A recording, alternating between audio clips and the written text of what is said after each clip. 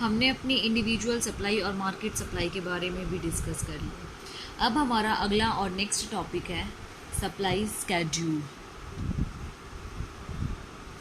Supply schedule जिसको हिंदी में बोलते हैं पूर्ति अनुसूची। पूर्ति अनुसूची। पूर्ति अनुसूची क्या होती है? पूर्ति अनुसूची वो होती है जिसमें ये डिसाइड किया जाता है कि आप किसी डिफरेंट प्राइजेस पे क्या डिफरेंट लाट्स में या डिफरेंट प्राइस पे कितनी आपको सोल्ड आउट करनी है, मतलब कितनी आइटम्स आपको सोल्ड आउट करनी है, सप्लाई करनी है। ठीक है, तो इसमें दो टाइप्स के स्केड्यूल आते हैं। आप तो एक तो आपका आता है individual supply schedule,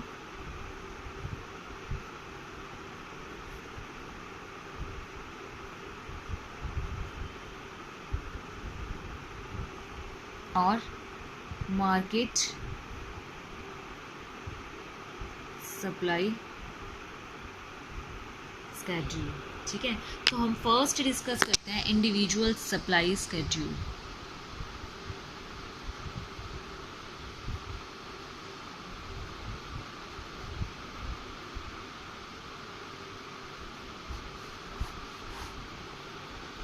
individual supply schedule के अंदर क्या आता है? इसके अंदर इसका मतलब है कि एक पर्टिकुलर फर्म मार्केट में अपने डिफरेंट प्राइस पे कितनी डिफरेंट टाइम्स अपने प्रोडक्ट को सोल्ड आउट करेगी। अगर हिंदी में बोला जाए, पर्टिकुलर हिंदी में, तो व्यक्तिगत अनुसूची वो अनुसूची है जो बाकी बातें सेम रहने पे, प्राइस वगैरह सब कुछ सेम रहने पे, जब किसी वस्तु की कीमत तथा बेचने वाली मात्रा के संबंध को प्रकट करता है तो उसे हम क्या कहते हैं? व्यक्तिगत पूर्ति अनुसूची कहते हैं। इसके अंदर क्या होता है? जब एक फर्म अपनी व्यक्तिगत फर्म अनुसूची में क्या करती है? अपने विभिन्न कीमतों पर विभिन्न पूर्ति को प्रकट करती है कि मैं, अगर मेरे पास प्राइस 5 रुपये होंगे तो मैं क्वांटिटी कितने की करूँगी? 0 की करूँगी। अगर मेरे प्राइजेस 10 होंगे तो मैं 5 की करूँगी। आपके इसके अंदर कैसा रिलेशनशिप होता है? पॉजिटिव रिलेशनशिप होता है। जैसे जैसे प्राइजेस बढ़ते जाते हैं वैसे वैसे प्रोड्यूसर अपने सामान को बाहर निकालता जाता है।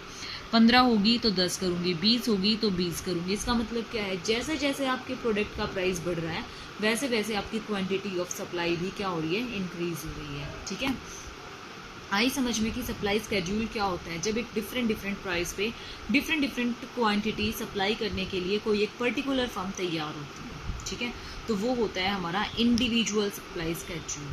क्या होता है? Individual supply schedule. सेकंड आता है हमारे पास हमारा मार्केट सप्लाई स्केड्यूल। मार्केट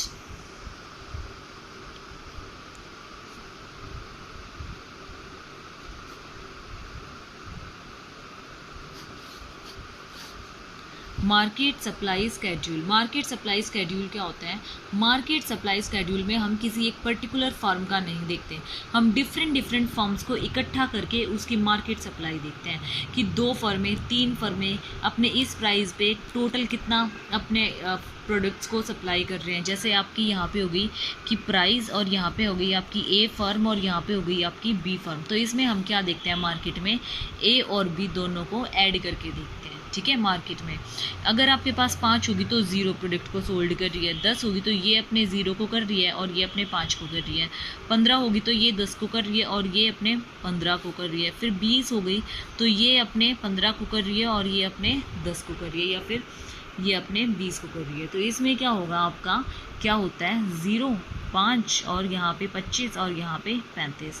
इसमें आपका सिर्फ एक फर्म का नहीं होता, डिफरेंट फर्म्स को इकट्ठा करके जब आप शो करते हो कि इस प्राइस पे आपके नंबर ऑफ फर्म्स कितना सप्लाई कर रहे हैं टोटल मार्केट में, तो वो होती है आपकी मार्केट सप्लाई स्केड्यूल। ठीक है, आई समझ? अब हमारा नेक्स्ट टॉपिक है सप्लाई कर्व। हमारा नेक्स्ट टॉपिक है सप्लाई कर्व, पूर्ति वक्र। जब आपके पास आपकी सप्लाई स्केड्यूल 2 टाइप्स में था, इंडिविजुअल सप्लाई स्केड्यूल और आपका मार्केट सप्लाई स्केड्यूल, तो आपकी सप्लाई कर्व, आपकी पूर्ति वक्र भी कितने में होंगे? 2 टाइप्स में होंगे। कौन कौन से में? एक तो व्यक्तिगत पूर्ति वक्र,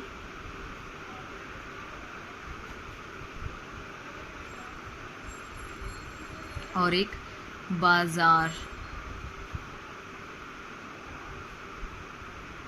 पूर्ति वक्र।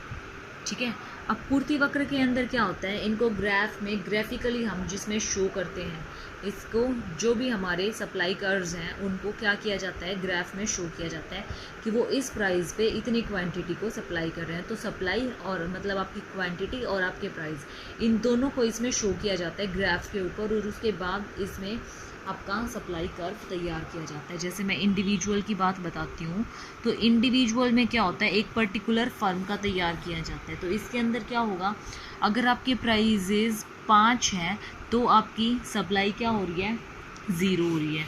अगर आपके प्राइजेज 10 हैं तो आपकी सप्लाई कितनी हो रही है, 5 हो रही है। अगर आपके पास आपके प्राइजेज कितने हो जाते हैं, अगर आपके पास आपके प्राइजेज हो जाते हैं 15, तो आपकी सप्लाई कितनी हो जाएगी, 10। तो इसका मतलब क्या है, ये इसमें कैसे हमारा वो होता है, इसमें हमारा इस टाइप से होता है। 0 की तो आप सप्लाई कर नहीं सकते, तो इसलिए इसमें हमारा जो सप्लाई कर्व होता है वो इस टाइप से होता है। ठीक है, ये नीचे होती है आपकी क्वांटिटी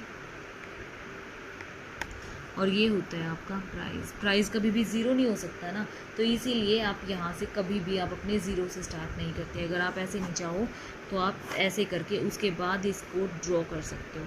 ठीक है, ये होगी आपकी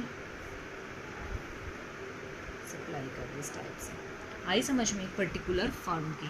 अगर हम मार्केट की बात करें तो मार्केट सप्लाई कर्व में क्या होता है, जैसे हमने मार्केट स्केड्यूल में किया था कि 2 फर्म को इकट्ठा करके दिखाया था, हम इसमें भी वैसे ही दिखा सकते हैं। इसमें ए फर्म का आ गया हमारा, ये हमारा बी का आ गया और ये हमारा मार्केट का आ गया। तो इसमें क्या होता है, इसमें भी ऐसे ही करना होता है। इसमें हमारा ये देखो, ये आपका ए फर्म का चला, इसमें पॉजिटिव रिलेशनशिप होता है ना, ये ए फर्म का चला, बी फर्म का फिर इसके पर्टिकुलर इसको डैश डैश करके ले जाइए।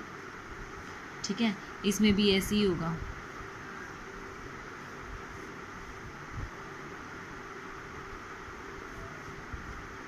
ये देखो, ये भी आपका, ये ए का है, ये आपका बी का है। अगर आप इसको टोटल ऐड करोगे तो कैसे जाएगा, ये आपका कुछ इस टाइप से जाएगा। मतलब जब आपकी इतनी होती है तो इतनी होती है, ये इस टाइप से और फिर ये इस टाइप से। कि मार्केट में तो आपकी डिमांड जो है फिर एक पर्टिकुलर प्राइस पे जो सप्लाई है वो तो ज़्यादा इंक्रीज़ होगी ना, यहाँ पे कम होगी तो यहाँ पे तो बहुत ज़्यादा होगी। ठीक है स्टूडेंट्स, तो ये है हमारे ए प्लस बी का ग्राफ, और ये है हमारे बी का, और ये है हमारे ए का। इसमें थोड़ी सी गड़बड़ हो गई, ये आप इस टाइप से ले जाके फिर इस टाइप से और फिर इस टाइप से लेके जाओगे। ठीक है, आप अपने पॉइंट्स के अकॉर्डिंग इसको मैच कर सकते हैं। तो ये थी हमारे सप्लाई कर्व और हमारा सप्लाई स्केड्यूल।